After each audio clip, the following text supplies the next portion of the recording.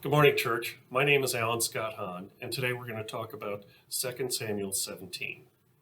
In this chapter, Absalom makes a choice. Absalom had already dethroned David and basically pulled a coup to get David out. David is fleeing, and now Absalom wants to finish it off. So he has the counsel of two people, Ahithophel and Hushai. Both were David's counselors, both were loyal to David. However, Ahithophel swore his loyalty toward Absalom. Ahithophel went all in on Absalom, whereas Hushai really wasn't loyal to Absalom at all, but he was there to make sure that he got information so he could get it to David and to thwart the counsel of Ahithophel. Ahithophel was very well trusted, as Absalom felt that his wisdom was as if it was out of the mouth of God. So Ahithophel says, hey, give me 12,000 troops and I'll go and chase down David. And David's troops will be so afraid that they'll just give David up. And then I'll just kill David. That's all I'll kill. And then all of Israel could live as one happy family. Well, Absalom liked that, and the elders of Israel liked that plan, and they thought it was a really good plan. And to be honest with you, it probably was a very good plan. However, Absalom did ask Hushai. Hushai said, no, David's people are just too determined. They're not going to take it. They're going to fight back, and it'll be bloody and everything. So you want to really overwhelm them, and you want to take all the armies of Israel out to meet David's armies, and you want to lead them because you want to show that you're the leader. This appealed to Absalom's vanity, and so Absalom decided, hey, I'm going to go with that plan instead. That's a much better plan. It worked for him.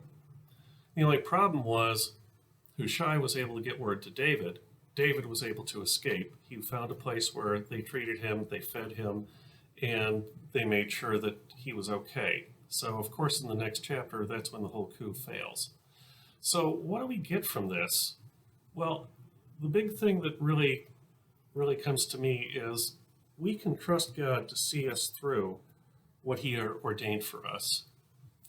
God ordained that David would be the king. God ordained that Solomon would succeed him and not Absalom.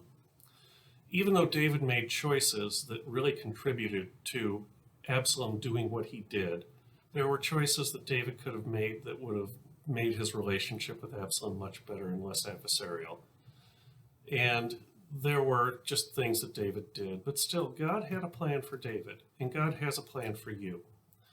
So we can't always control what we do all the time. We can't always control what other people do, but we can control who we are and where we go when we have trouble.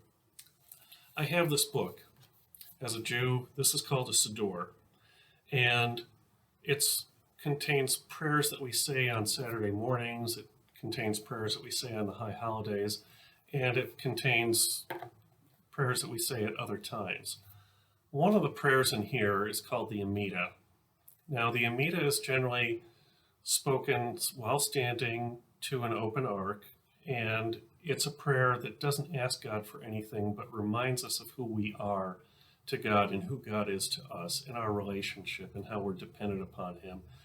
And the Amida closes with the following paragraph that is really germane when we're in a hostile situation where maybe through decisions of our own, or maybe just through the wickedness of others, that we're in an adversarial position, and maybe we're not sure if what God has for us will come through.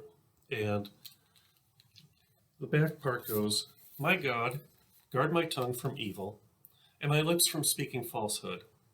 May my soul be silent to those who insult me, and may my soul be humble before all. Open my heart to your Torah, that my soul might follow your commands. As for those who plot evil against me, thwart their counsel and upset their plans. Do it for the sake of your name. Do it for the sake of your power. Do it for the sake of your holiness.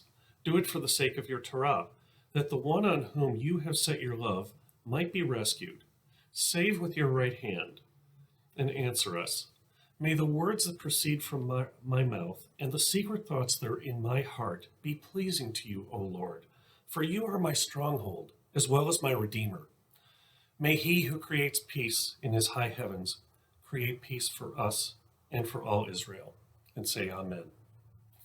May the same God who creates peace in his high heavens create peace for us. Thank you.